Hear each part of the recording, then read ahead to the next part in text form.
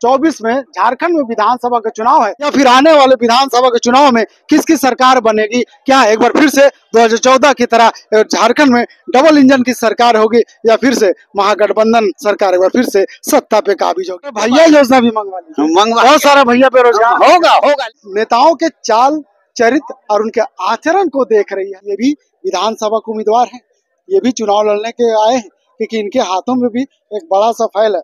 अब डर लगने लगा है कि पार्टी कार्यालय में जिन्हें भी देखते हैं हर कार्यकर्ता अपने हाथों में एक लंबा सा रिज्यूम वीसी लेके चलते हैं और कहते हैं हम तो इस जिला का उम्मीदवार हैं। पैराशूट का उम्मीदवार लोग पसंद नहीं करेंगे, इसलिए जो जमीनी स्तर पे जो कार्यकर्ता है, जो काम करते हैं, उन्हीं को टिकट मिलना चाहिए, तभी उस क्षेत्र की जनता वोट करेगी, वरना पार्टी में रह करके भी बगावत नजर आएगा। तो ऐसे में पैराशूट वाले आप समझ जाइए, आप होशियार हो जाइए, जहां से उड़ान भर रहे हैं उसी जगह ठहर जाइए, क्योंकि इस उड़ान को कोई फायदा नहीं मिलने जा रहा है।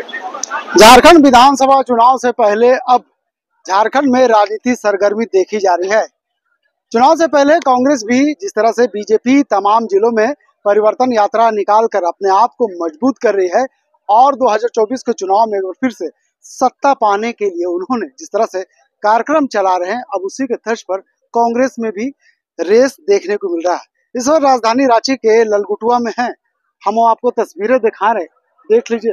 तमाम इलाके में आपके एक एक कार्यकर्ता, कांग्रेस के बोर्ड, कांग्रेस के बड़े बड़े होर्डिंग और यहाँ पे झंडे और कार्यकर्ता नजर आ रहे होंगे।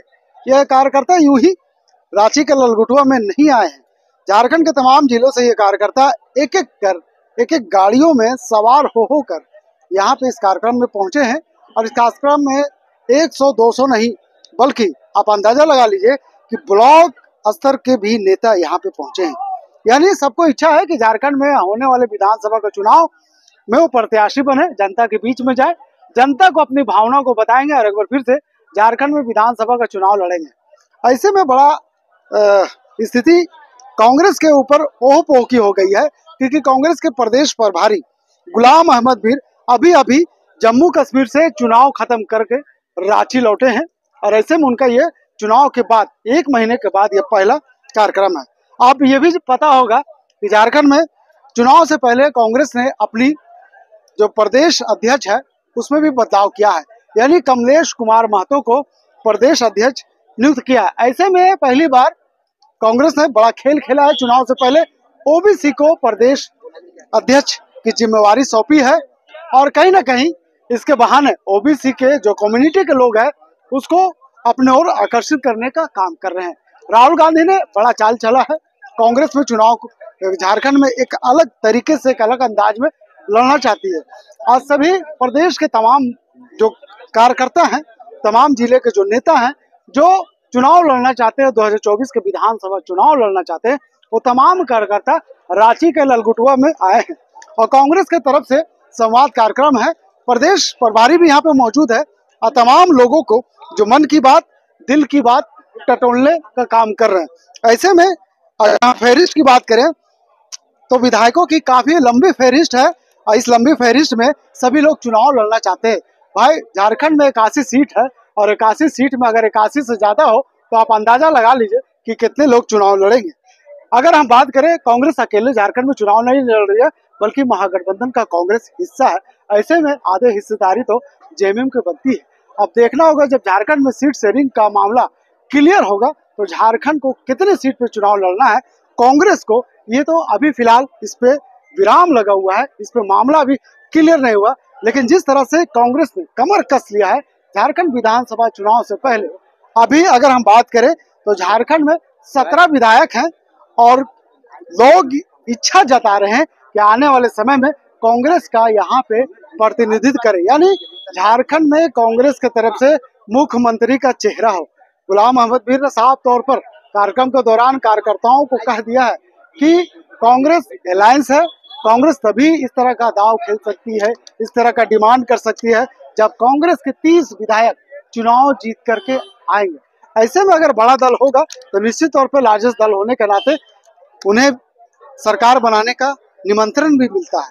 लेकिन देखने वाली बात है कि जिस तरह से लोकसभा के चुनाव में कांग्रेस जिस 5 सीट पर चुनाव लड़ती है, 2 सीट हासिल करती है, 7 सीट पर चुनाव लड़ती है, 2 सीट हासिल करती है, और जेएमएम में अगर हम बात करें तो 5 सीट पर चुनाव लड़ती है और 3 सीट हासिल करती है। तो विधानसभा का प्रारूप और लोकसभा का प्रारूप थोड़ा अलग है। वो केंद्र का मामला हो जाता है और विधानसभा राज्य की मामला हो जाता है। तो ऐसे में बीजेपी परिवर्तन यात्रा के बहाने प्रदेश में तमाम बड़े नेताओं को प्रवेश करवा रहे हैं और जिस तरह से उनके नेता लगातार आ रहे हैं, यात्रा को संबोधित कर रहे हैं, लोगों को अपने ओर आकर्षित कर रहे हैं और ये चाह रहे हैं कि 2014 के तरह एक बार फिर से झारखंड में डबल इंजन की सरकार हो। पिछले बार बात करेंगे 2019 के चुनाव में तो हेमंत सोरेन ने कई वादों के साथ झारखंड में विधानसभा का चुनाव लड़ा।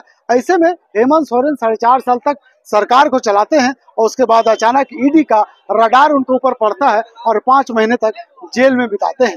5 महीने जब जेल में बिताते हैं तो झारखंड में एक और मुख्यमंत्री सामने आता है, उसका नाम है चंपई सोरेन।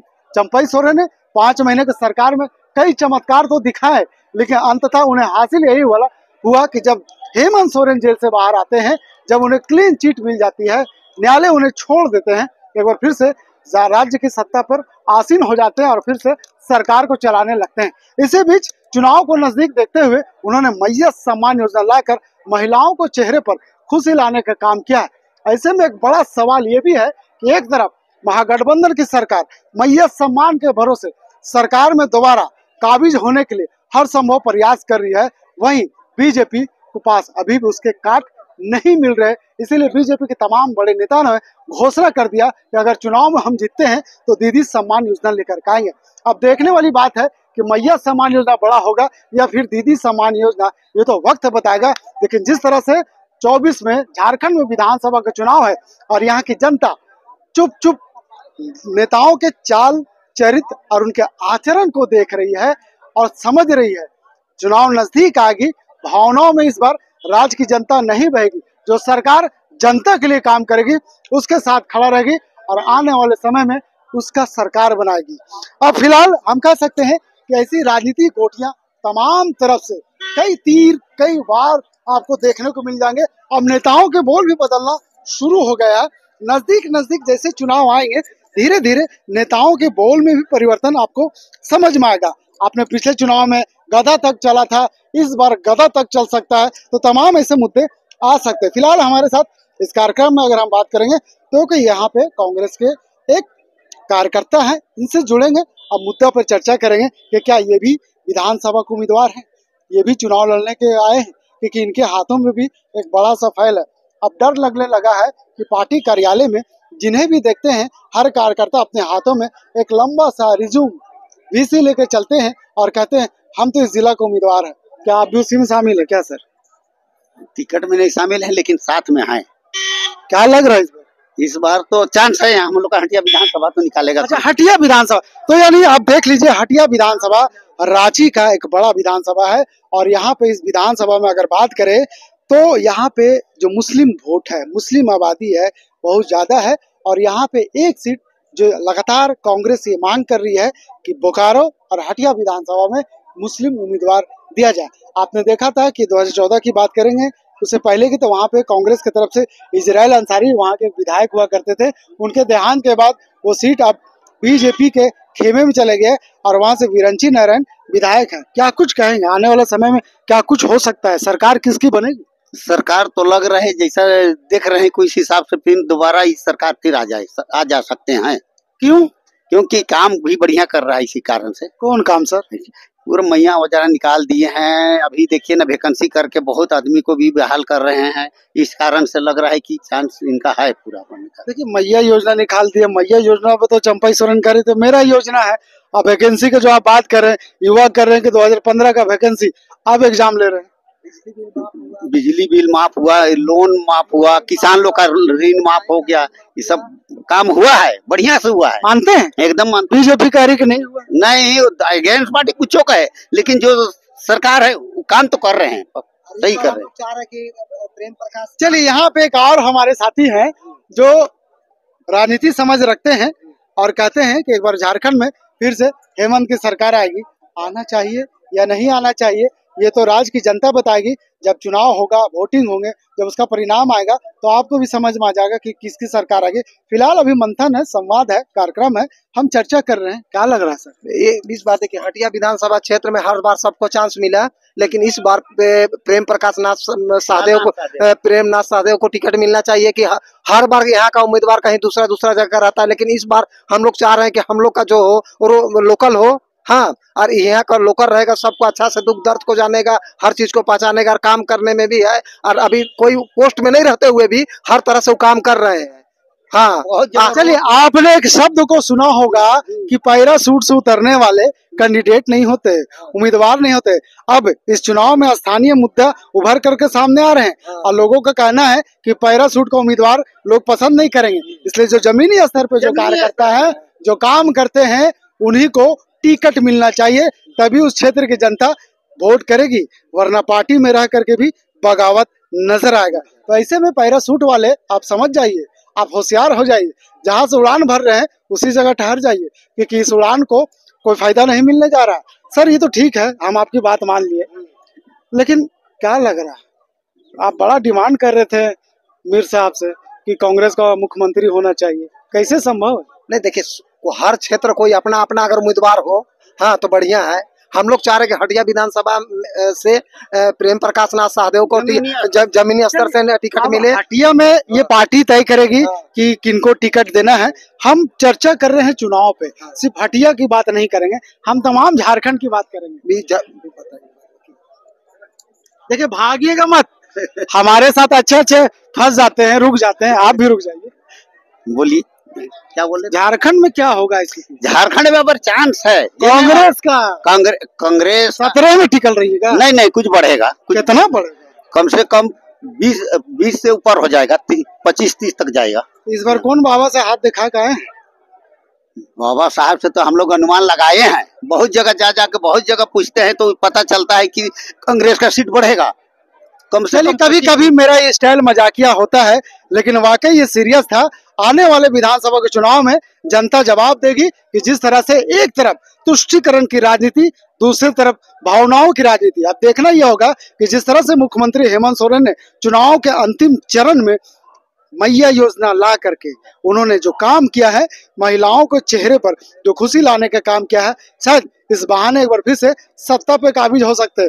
मैया में रहिएगा, बाबूजी योजना में मंगवाइएगा, सब आएगा। अरे भैया योजना भी मंगवा लीजिए, बहुत सारा भैया बेरोजगार होगा, लेकिन एक ही बार करने से ठीक नहीं होगा।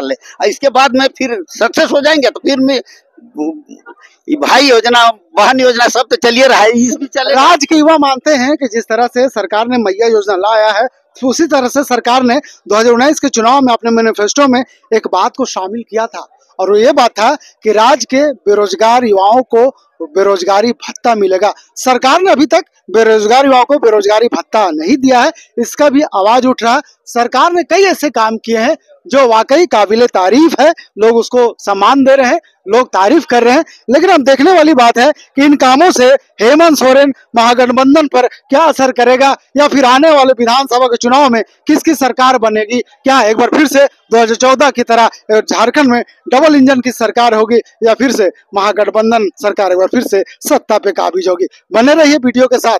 वीडियो अगर अच्छा लगा तो हमारे चैनल को जरूर सब्सक्राइब करें, अपने दोस्तों, अपने रिश्तेदारों को जरूर भेजें। और अब तक आपने हमारे चैनल को सब्सक्राइब नहीं किया यूट्यूब पर तो जरूर कर ले। और अगर इस खबर को आप फेसबुक पर देख रहे हैं तो फेसबुक हमारे पेज को जरूर फॉलो। फिलहाल यूं ही, धन्यवाद।